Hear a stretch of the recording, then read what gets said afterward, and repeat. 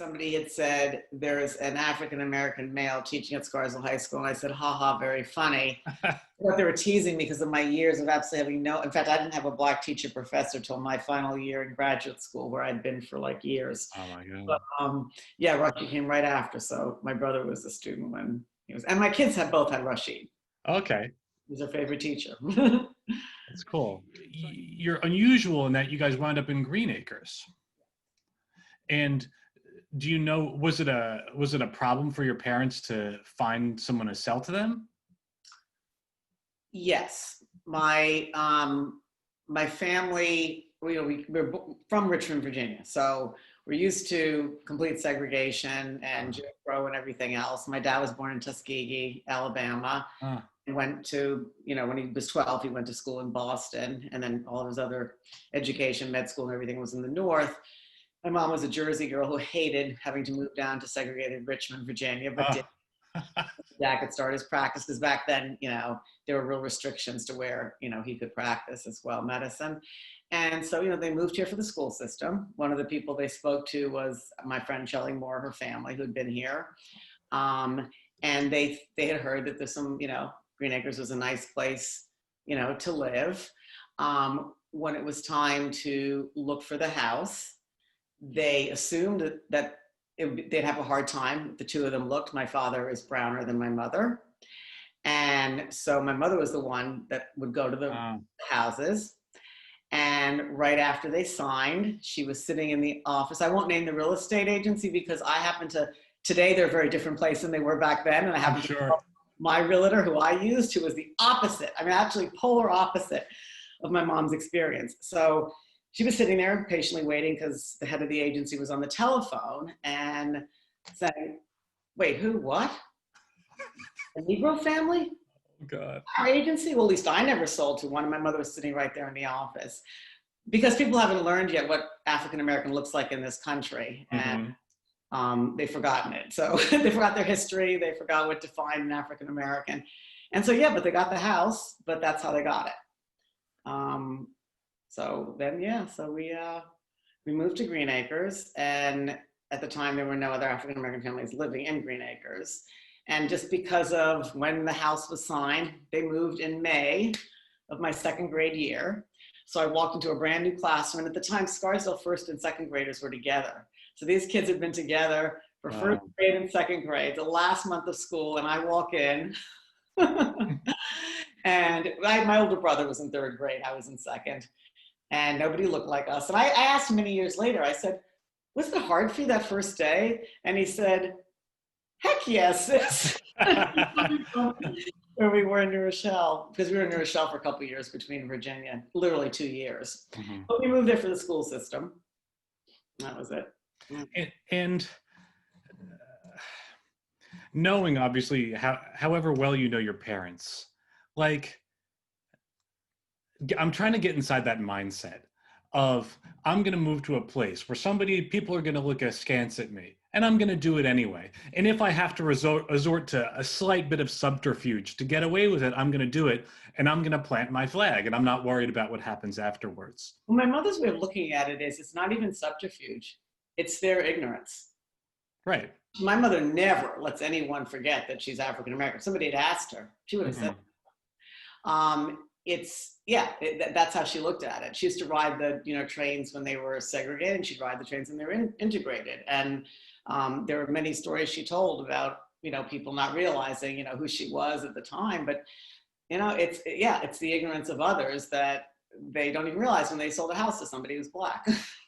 And did she ever? Did you ever have any discussions with her, or know her perspective of whether she was worried about you guys fitting in, worried about people continuing to be ignorant, or did she feel screw them, or did she feel once they get to know us, they'll cease to be so ignorant? No, I don't think my mother had naivety. I think my mother definitely knew there were good and bad in everything and people, and she watched what her family went through. Right. Grandfather emigrated from Barbados as a 12-year-old boy, helping out a ship's captain, and then being the first, Black to graduate from his medical school up north. So I think she was used to a long line of you work hard at it. Her father was one of 7 brothers. And they all they went to Dartmouth. 2 of them left and went to Penn because it was too cold for them up there. But they dealt with, on every single turn, they dealt with, racism. Right. He was the lead track runner for, Penn when he was there. When he went up to compete against Dartmouth, they told him he couldn't sleep in the dorms with the other guys. And he was their lead runner.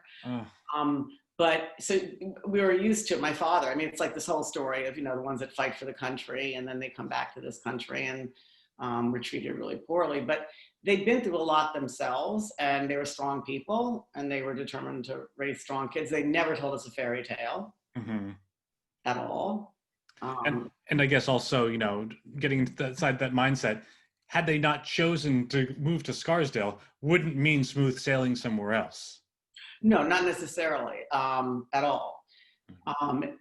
It was just more of, I guess, a constant feeling that you had to prove your own worth that was wearing, that I don't know is the same experience. I'm a psychologist, clinical psychologist, and I work with a lot of children like in independent schools in the city, and that are in similar positions. Times have changed, but they haven't changed so much because my kid, one of my sons graduated 40 years after me.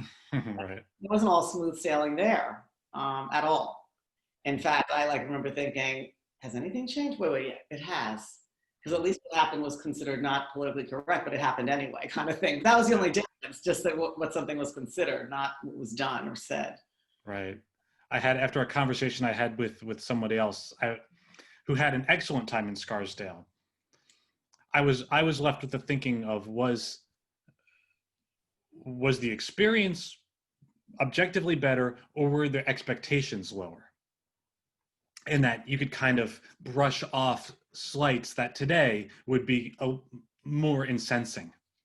Right, and I think, yes, I've never been one to be, oversensitive, and I also have a sense of humor too, which always helps. Yeah.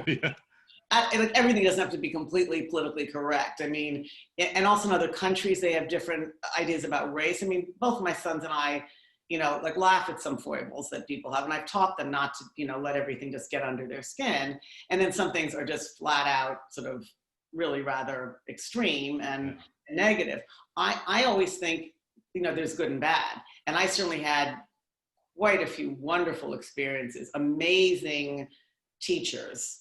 I'm not sure when you were in Scarsdale, but Eric Rothschild was the teacher that taught me Black history. Yeah. And I went off to college, and people were like, you were taught Black history by a white Jewish man? I'm like, he was amazing. I didn't shut up, like, he was amazing. And not everybody was amazing, but he was amazing. Yeah. So really, wonderful. I have friends to this day that are, really close friends that I've made. I made friends when I moved back with my kids. The decision to move back was not mine. But my kids had if you said to my kids, did you like growing up in Scarsdale, going to Scarsdale Alternative School? They would have said yes.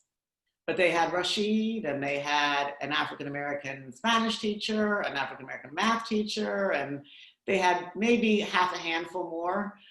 Not many. My son was the only one in his second grade class for a few years. But once again, the difference, another wonderful person, Dr. France, the principal of Fox Meadow,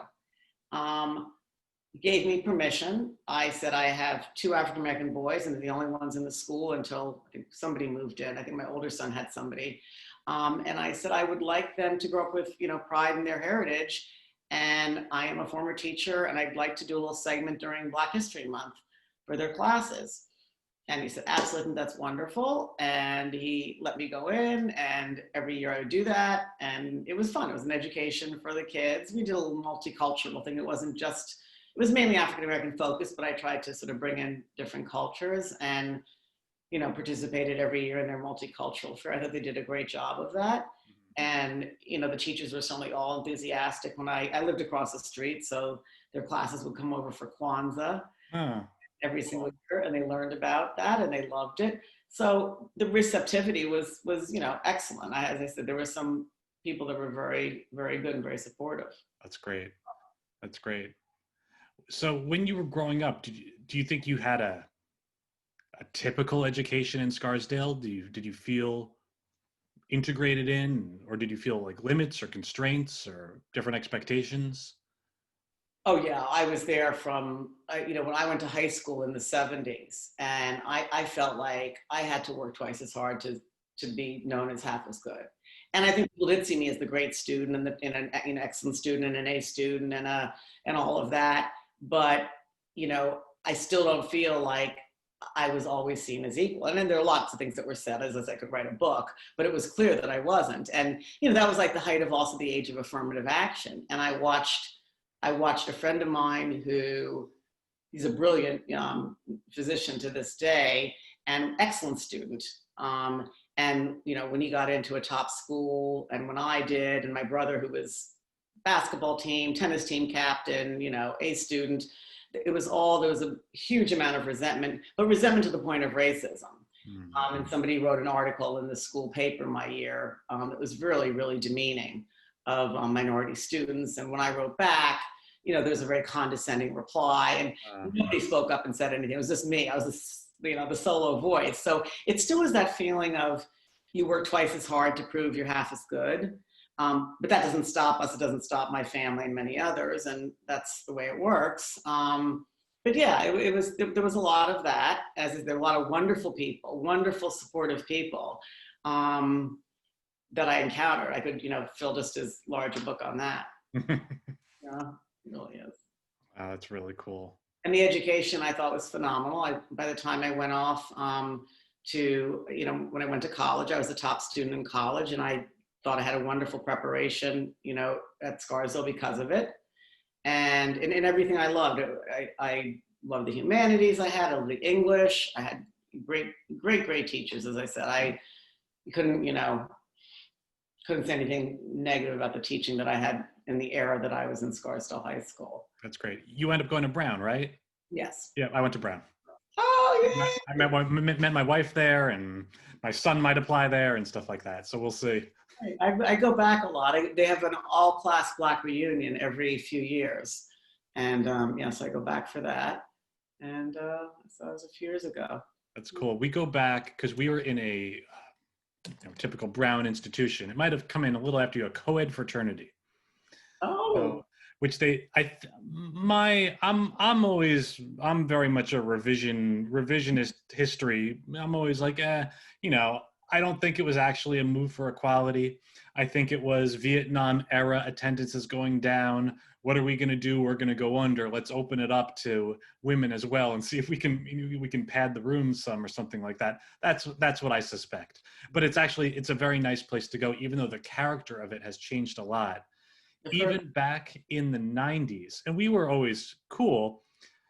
We have people who we know now who are gay in our fraternity, but were not out then. Right. And now the fraternity is actually kind of known as being gay or transgender, and stuff like that. It's actually but it's like, it makes me feel bad. Like the friends we had and continue to be friends with were so guarded that they didn't want anybody to know. Right. Even then, even at Brown. When I graduated in '79, I only had two sorority choices. There were two historical Black sororities, the Deltas and the AKAs. So it was a choice of two. And for the men, they had a choice of two also. And are either of them still there? I don't even know. I went back because we actually had our sorority reunion. Everything's very integrated now. Even my cousin who went was in an integrated sorority. They had like maybe one person pledging, but they were combining it with lots of other schools in order to have it, because now the students have options. Maybe different in the South from what I've heard. Some of the more, and the historical Black colleges, of course, still have them very strong, and alumni chapters and things. But no, it's different options nowadays. So I want to ask you a question, because I've gotten two different answers. I got one answer from Shelley. In high school, was dating on a possibility for you? Sure. When I used to hang out with my friend who went to Woodlands, and I got my date from there, and a guy from Edgemont who was Black asked me. I got to lots of proms. But it wasn't because I felt that the guys saw me as dateable in Scars. I think, and I'm not going to say there weren't some guys that were very nice to me, admitted to crushes on me, and that no, but not to the extent that there's a different level of social acceptance of interracial anything Yeah. than there is now. It's a totally different world. And even a friend of mine, when I wrote her, around the time the whole Black Lives Matter movement started, she's a journalist, and I wrote her a letter about what my experience was like. And I asked her if she remembered certain like instances I went through. And at the end, she did comment. She said, "Oh, I remember thinking, you know, you were the cheerleading captain, you were this, you were that, but I don't remember you dating guys in Scarsdale." You know, I said, no, wasn't part of. Yeah. Very different. Yeah. Huh. That's really interesting. Yeah. When I talked to somebody who was a few years later in male, he said it was no problem. But Right. Later in male, and I don't know which factor to tease out was the more. Well, a little bit of both. Yeah. A little bit of both. Yeah. Mm. I would think so. It's a difference socially. No, I mean, I wrote, you know, very strong things on both sides, like the positive and the negative. But, you know, the honest feeling I usually had as a young girl, because elementary school and middle school were challenges as well. And I noticed I raved about all of the high school teachers, but I didn't say the same for elementary. You know, I remember being in 5th grade, and I was doing what all of my child patients now get in trouble for, just chit-chatting, all the teachers talking. And so my friend Amy and I were whispering back and forth, you know, and I was the only African-American in the school at that time. My brother had already gone to 6th grade. And I had moved from New Rochelle, and it was a nice neighborhood. And my age group, my child's age group right now is like the 5th generation of doctors and PhDs in my family. I was not an uneducated from, you know, any bad area. And when I was chit-chatting to Amy, the music teacher stopped the class and said, calling me by name, and then said, "Stop behaving like you came from the slums." It was in front of the whole 5th grade class. And I'm like, whoa. Well, I always blame my lack of, music. I see the guitars, but I'm really tone deaf. It wasn't the music teacher's fault. Okay. All right, good. I love music. I go to Broadway. You know, I'm sad. That's the saddest part of COVID. I love music. I'm a Carnegie Hall member, but I blame my lack of talent on the music teacher saying that in 5th grade. She scarred me for life. And then in 6th grade, the music teacher, you know, also did a number on me. And I said, "What is it about music teachers in Scarsdale Middle School?" But yeah, I like the phrase about, you know, if it doesn't kill you, it makes you stronger. Because I asked a friend later, many years later, because she didn't say something nice to Amy either. Amy was white, but she said something mean to her too. And I asked it, and my friend said, "Yeah, Amy remembered it." So, yeah. She didn't remember a comment about herself. She remembered the comment to you. Remember the one about you, but herself, which is what typical of everybody. Because I think the people, they really don't remember as much when it doesn't affect them, good and bad. As I said, I wrote my best friend, and I asked her if she remembered riding in a car with me one time. And one of the high school girls yelled something, the worst slur possible, like out the window at an African-American person with me in the car. And I felt trapped. You know, I didn't drive, and I felt trapped. She hadn't remembered that. I remember like it was yesterday. Obviously, it was very traumatic for me. But I also searched Facebook, you know, high and low, because when I went to, you know, the Scarsdale rec camp, one summer I was kept off the jungle gyms for the entire summer, and the counselors did nothing. And then when I'd get on the camp bus, there was a girl that yelled, "Don't sit next to her. She has brown skin and curly hair." And I never forgot the sweet girl that said, "That's not nice. You can sit next to me." So I told a friend of mine, I'm obsessed with finding her to tell her how much it meant. And I said, "I'm a woman that's slurred. I've long since been nice to her, but I really want to tell that girl what it meant." So I found her on Facebook. I love Facebook for that. And I reminded her. Did you remember it? No, that was just her being her. Yeah. And she hadn't changed a bit either. You could tell by like what she was doing and everything. So yeah, there was, for every negative, there was a positive. So. That's really great. So whose decision was it to go back to Scarsdale then? It was my ex-husband's. And because of the education schools? Yeah. And were you resistant to do it, or you were just let's look for other places. I want to try something new. But then in the end, when the choices were, at that point, I was a lover of New York City. Anything to get me close to New York City. So if Armonk was, farther away, or upstate was beautiful but farther away, shoot, I'll take Scarsdale. Get a great education. As I said, I made it a point to get very involved in my kids' schools every single year that I could, and I don't regret it. No, I made some nice friends there. I don't regret it at all. And did it? And how past, or even including elementary school, how was their experience? Whatever it was, 20, 30 years later than yours. I was gonna grab my son is down in the basement. Thanks to COVID, he's back home. Oh, yeah. And I was gonna call, he's a 2015 graduate. And I think he would say, it was interesting. I mean, they had their crew of, African-American friends. And one time they were all over the house and I said, wow, I said, this is nice. I said, the numbers have really changed, that there are this many in your grade. He's like, Mom, that's the whole school. Yeah. And I said, these friends as freshmen and seniors.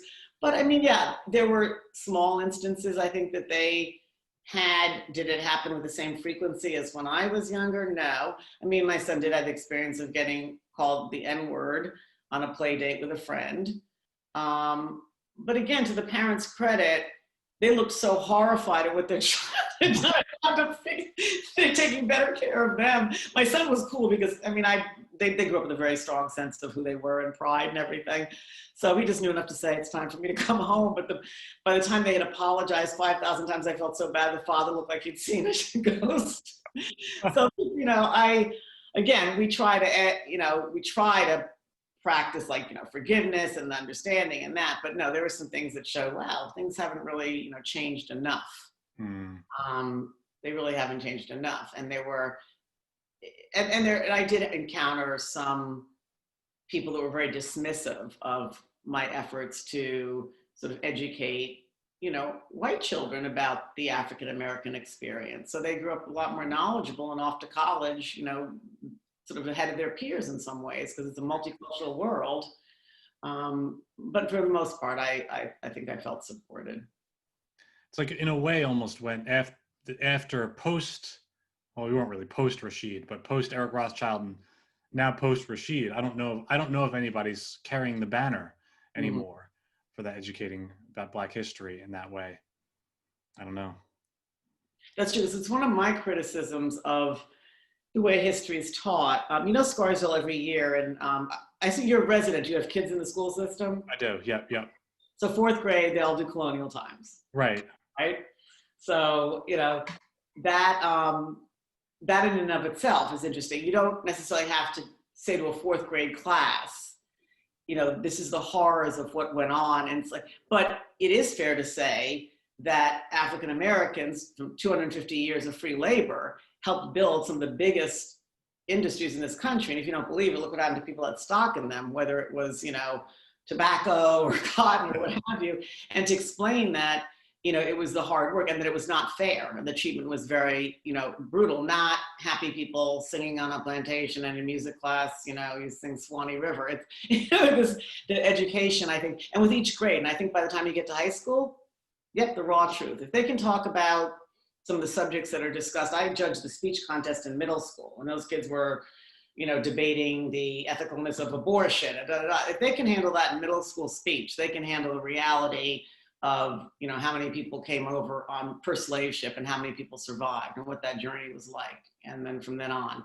And if they can't tell history accurately, I've still heard comments about the workers. I can go online and they were describing a plantation. You can imagine Lord so-and-so watching his workers in the field. So I do think history is not taught accurately. And when colonial times came, as with most African Americans in this country, there's a lot of mixture in backgrounds because of slavery. And all the kids were buying the hats, and the women that were helping were dressing up and stuff. And I went to a costume place and my older son got the 3-tiered hat. And 2 years later, my younger son said, if I were born in 1960, whatever, I would be a slave. And he dressed accordingly, and I matched his dress. I thought that was a much more accurate portrayal of what colonial times was like for us. Look, in the 1712 census, there's 12 people in Scarsdale, 4 white, 8 black. you know, and I actually had this conversation with somebody recently because I was talking about it, and they were talking about they wanted um, the Colonial Day to get an overhaul or at least focus on that issue. You know, and there's a lot of things. I'll send you a link to my presentation if you want to go. But you know, Wayside Cottage, Yes. um, and and Popham and Heathcote. You know, you could go up through eighth grade, all under a house of somebody named after a slave owner. Right. Exactly. um, you know, without knowledge of that or without focus on that. Oh yeah, and I was a class mother for a few years in the Phillipsburg Manor class trip and all that. I think kids still are brought up. The South was bad and Yes. the North was good. And you know what I said to a friend of mine is, it wasn't like that for me in the 60s when we would go down to North Carolina to visit family. It was like I was leaving a place where they didn't really like us fully to a place where I felt they liked us even less. It wasn't a matter of the North was so good and the Right. South was so bad. But I think the Northerners have that dichotomy and it's. Well, yeah. I mean, it's always easier to point towards the other. Mm-hmm. Say, yeah, it's them. You know, you're kind of demonizing someone else. Um, but yeah. Hmm. How about were your parents happy? Were they civically involved in town? Oh yeah, they were very much involved. My Marcus, you want to say hi to somebody's interviewing me on Blacks in Scarsdale? I said you're a 2015 graduate. Say hello. Here's my prize son, Marcus. Hello. Hi. Meet you. Nice to meet you too. So my parents were really involved. They were involved with fair housing. Okay.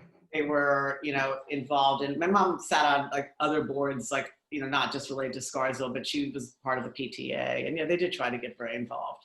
And you know, we had some great neighbors. They would say that they had some, you know, we had some neighbors that didn't want us to move near them, but we had a lot that really welcomed us with open arms. Did she ever discuss any happiness or dissatisfaction with the work of the fair housing group? Whether they were able to make the progress she hoped, or maybe she. I think there's always less progress than one would want, but they did encourage, you know, other families to come. And I remember also liking the Fox Meadow principal because Dr. France had no problem calling me and saying, would you mind if I put an African-American family in touch with you? They're interested in coming here, but wanted to speak to another, you know, family. Mhm.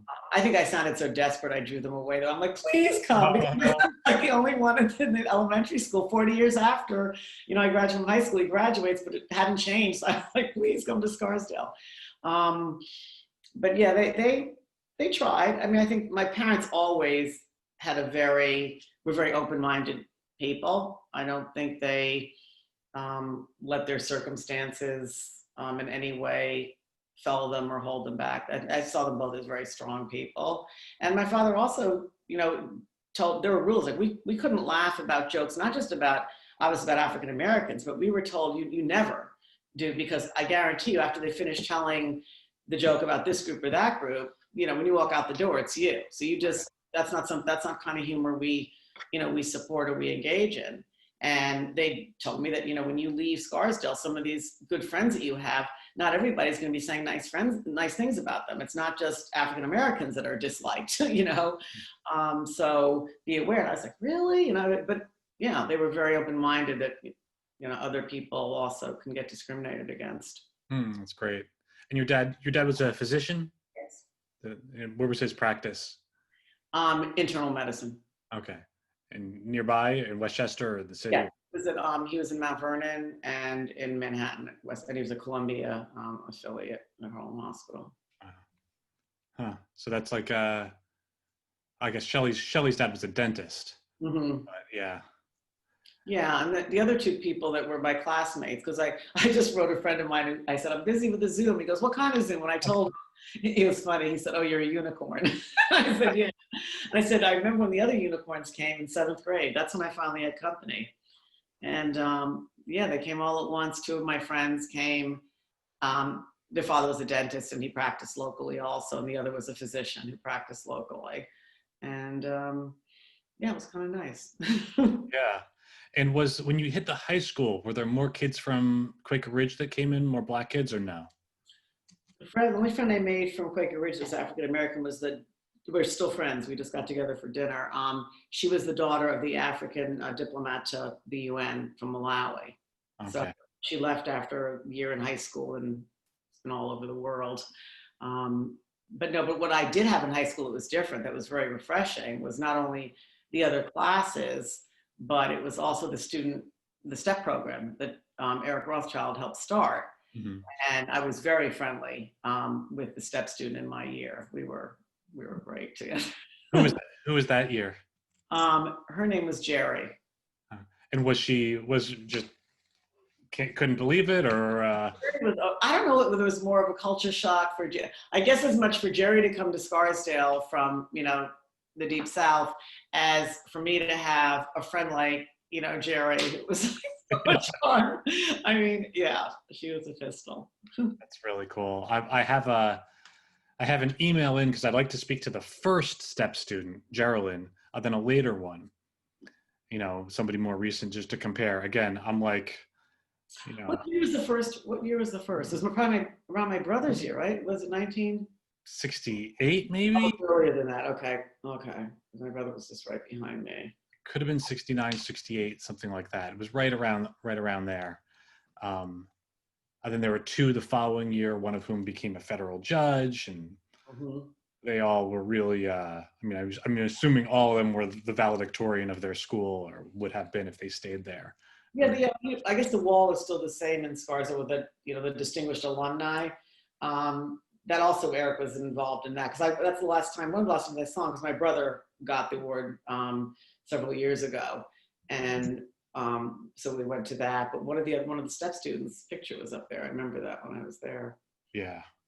Very I mean, it truly was. It's sort of the opposite of what the message that we got when it was time for college. In the midst of affirmative action, that you got a smooth ride, whereas it was such a rough ride getting there. That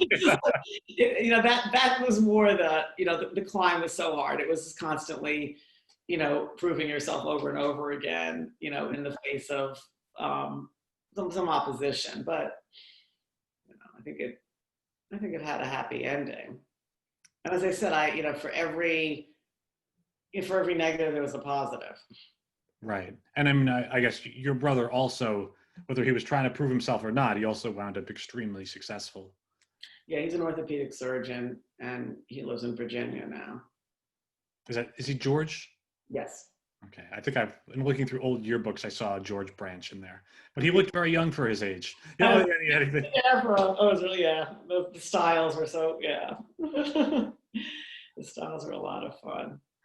I mean, when he gave a talk at his acceptance of that, he did say that he didn't feel, racist attitudes by the teacher. Like, he felt the education he got, and I know he made wonderful friends as well. Yeah. And I said, vast majority of my Facebook friends are from Scarsdale. We were here from second grade, on, longer than you're in college. So the ties are long standing.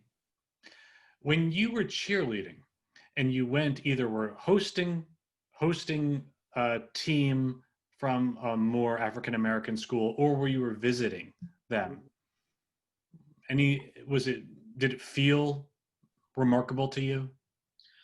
Well, from the time I was little, going on field trips, into the city, and I would be there the only one, and there would be the school children, the city school kids, and some of them would look at me. Some would look at me with a, not like a nice look, but like just kind of staring at me, like, what are you doing with them? Scarsdale had a funny situation. Back in the day, they had trouble when they would go to schools that were more integrated or predominantly Black. To play. They were lily white, in terms of how they described it, like the cheerleading squad. My friend, who was the African diplomat's daughter, her older sister was on the cheerleading squad. And a couple of years before, and like, she was the only Black. And then when I came as the captain, I was the only one also. And yeah, there'd be looks, and it felt odd. I felt like, it'd be nice if we had a little variety. I mean, as a high school student, I was much more conscious as I got older. I was always made conscious by others, yeah. But I became more conscious of how my experience was different, because I also had family friends and friends from other schools. They would go to New Rochelle or go to Woodlands or go to Mount Vernon or Roosevelt and Yonkers. So I knew that my experience was not others' experience. Right. Hmm. So the feeling of being different, was always there. Yeah. Hmm. Cool.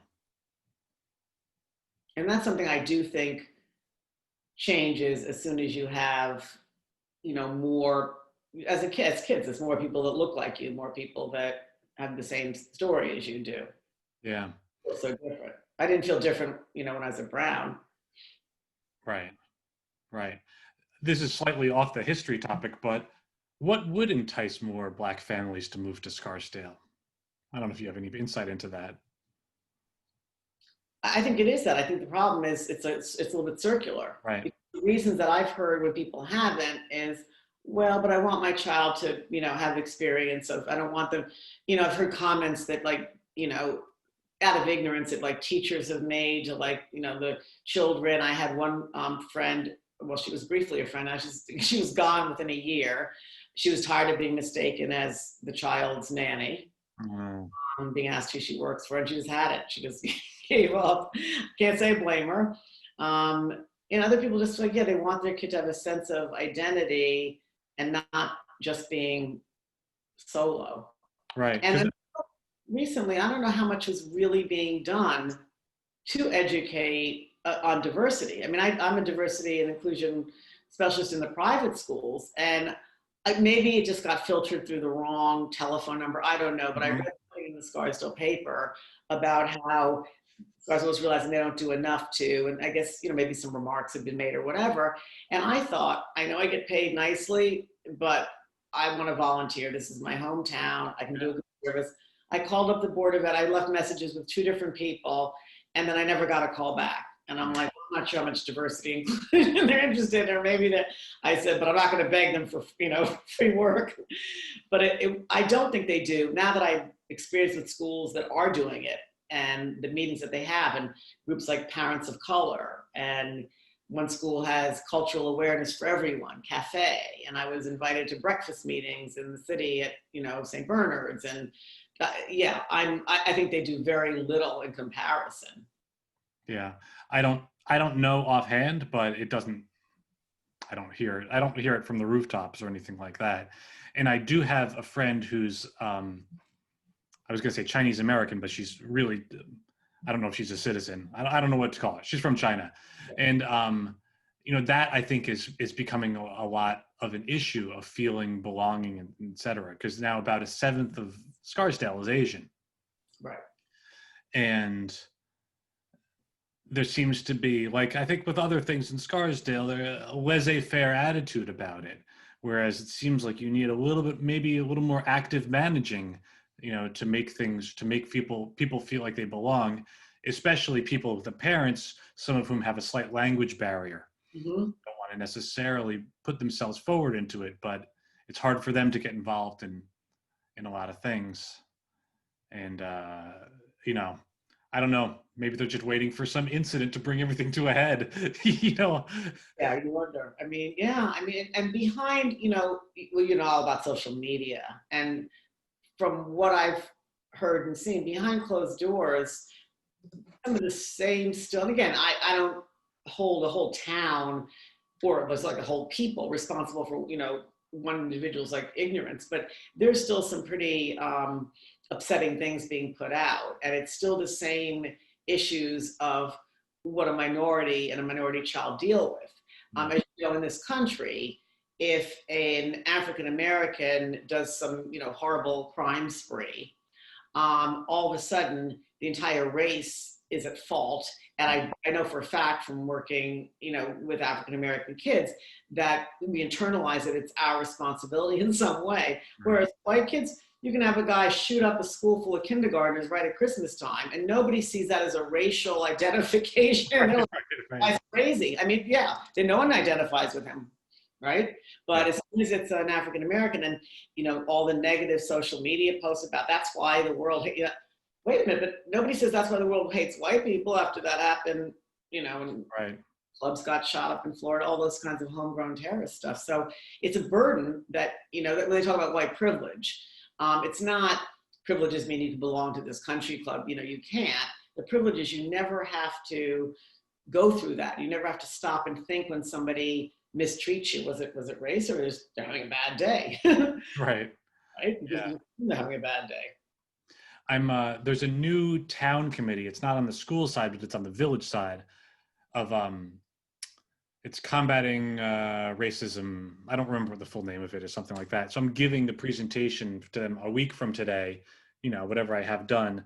And I know a lot of them, you know, certainly, I mean, nobody knows the history of African Americans in Scarsdale, so it'll help them start it. But I have high hopes for this. You know, look, the library Zoom that's going out can take 300 people.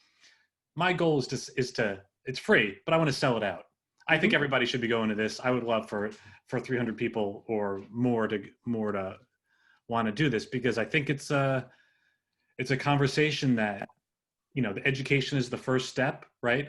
Then you can actually start to have the conversation about, you know, I have charts about the numbers, you know, that the Black population of Scarsdale being relatively flat between 1% and 2% for 40 years. Yeah, that makes sense, because again, I graduated, my son graduated 40 years after me. It was very surreal being at the graduation thinking, wow, you know, but Right. I didn't see a whole lot of change.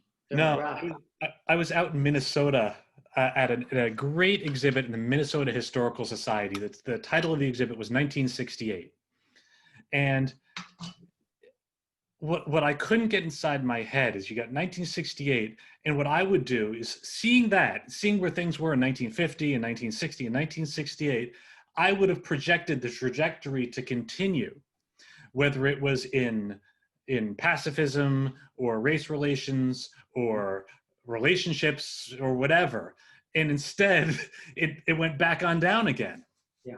And there were efforts being made in Scarsdale up through, I don't know, 1980, conscious efforts to realize the percentage of Black families, Black households is not where we want it to be, and we're going to do something about it. And then it seems like it's just up to the market. Mm-hmm. You can afford to live here and you want to live here, we won't stop you. Exactly. But that's not going to get you. If you think that that's a problem, it's not going to solve that, you know, to just. Busing was the big issue when I was a high schooler when I remember my parents talking about that, and it was it divided the town. Yeah. And it was the idea of, and they were not talking about, you know, we're suddenly going to turn Scarsdale High School into 50% African American. It was talking about, you know, I think at the beginning, like a busload of kindergartners, like it was 30, and then they scaled it down to 25. Yeah. And I don't know what happened to the housing that they were supposedly building in Heathcote, but I remember saying to somebody, I don't think that they ever did that, to my knowledge. So, you know, again, but that's been historical in Scars. I think when anything, you know, possibly could compromise what they see as the real estate value is going to be, it's going to be looked askance. Yeah, if you attend the presentation if you want to, but the crazy thing about the busing one is that he divided the town, and the Board of Ed had some guts and passed it. And it was Mount Vernon's Board of Ed that was, I think it was 6 white men and 1 Black woman or something like that. And people from Scarsdale who opposed it got their second bite of the apple, went down to the meetings down there and convinced them essentially by saying, you know, if you guys start busing people up to Scarsdale, you're going to have to bus within Mount Vernon, which at that point was really split. So because of their own worry about what it would mean. So the only person who voted for it was the Black woman on the Board of Ed. And so they voted it down, but I find it a fascinating counterfactual fantasy of imagining what could have happened, because it almost happened. Mm-hmm. It could have been very, very, very different. Well, one of the things that I'm a big believer in is that the more exposure you have directly, not the TV, right, not the images on TV, the more exposure you have to a group of people, the broader your mind is, and the less you have ignorance, which is the beginning of, stereotyping and everything else. So it diminishes the ignorance if you have exposure. And the Yeah. only way to have exposure is to allow yourself to be exposed to. Right. Right. That's and that is the only way. That's exactly how people, I never utter the words, well, most so-and-sos or all so-and-so. I know too many. Right.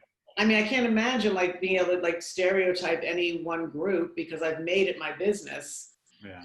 expand as much as I possibly can. Be very hard put to do that. Yeah. Around that time, Eric Rothschild had a quote. I'll butcher it, but it was something like, "Kids don't learn by being told; they learn by exposure," or something like that, with respect to this exact issue in arguing for integration. Mm-hmm. Because yeah. I've had friends where people have been rather like straightforward, just said to them, listen, I just don't know any other, I've never known a Black person before. You're the first person I know, or, Yeah. what I see on TV. And I'm like, great, particularly if you watched in the 70s. Yeah, right. But yeah, that's the honest truth. They have no clue. Yeah. All right. I Well, would just say integration is not a gift that you give to a minority or an African American. It's depending on what you want your child to be equipped for in a modern world. yeah. And have a worldview. Yeah. I mean, I think that's certainly an argument that hopefully would resonate with more people if you have a more cynical view of people as self-interested, but that, you talk about your kids wanting to be prepared for a global community or whatever, like, you don't even have to go global. It could be just, 10 miles, 15 miles away, 5 miles away. Yeah. But I think it's something that's just going to always be very difficult for anyone who is not in the position of being sort of an African American, in this country, to really appreciate, the level and how deeply entrenched Yeah. racist ideology is, and how many, it's historical. And I mean, with everything that's happening, nothing's new. I mean, to some people it feels new, like the movements and everything, but it's just never stopped, because the problem has really never been resolved. Right. Yeah. And, and people saying, well, yeah, it's just going to take time, but that's hundreds of years. I know when they had the bicentennial when I was, I think, a sophomore at Brown. That would have been 1976. Right. Yeah, the summer of my freshman year. And the Pepsi commercials were coming on, because, Pepsi free, the sugar free. And I kept hearing it over and over with my, little best friend from Scarsdale. She was white. And we would listen to it and I go, Pepsi free, 200 years of living free, living free. And all of a sudden I got like red under the collar. When I wrote this big, article, the letter to Pepsi, and, there had not been 200 years of living free. If I was born in a segregated hospital, and it wasn't 200 years ago, I was only like 19 then.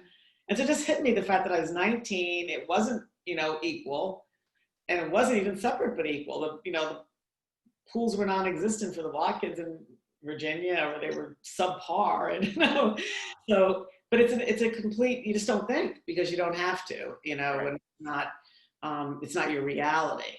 Right. There was a homework assignment somebody posted recently that was given to their kids about immigration. They're studying immigration, Why did your relatives decide to come here? How did they come? What did they bring with them? And stuff like that. And, her kid wrote, the truth about it, and I'm sure knocked the teacher off their chair that they hadn't been considering other perspectives.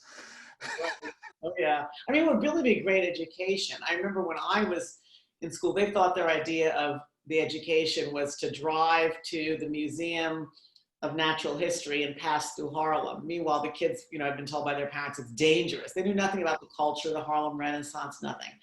But, when they take field trips, I forgot what grade did it and what school, but when you go to DC, see all the museums. Go to the Spy Museum, definitely go to the Holocaust Museum, but go to the African American History one. Start at the bottom floor. Yes. Find out how we arrived in this country. find out why African Americans come in all different shades. Find out, educate yourself. Yeah, for sure. That would be worth a whole year of history. That would. That was. I mean, yeah. You could make multiple trips there. We were down there, and by the time my wife and I got to the top, we're like, I know. I did the 2-day with my nephew and my son. yeah, I think that's the way to go.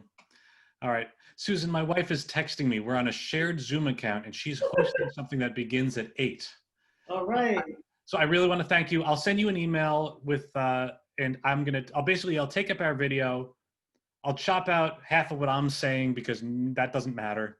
I'll put it up on YouTube. If you can look at it, if there's anything that you don't like in there or too sensitive, we take it out or whatever, then we'll just take it from there.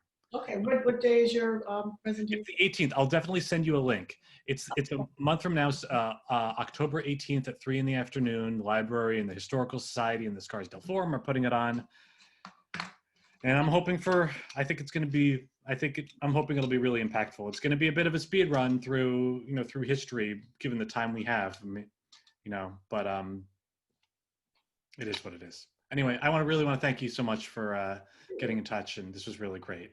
Pleasure to be another Brown alum too. Yes, for sure. All right. Have a great day. Take care. Bye-bye.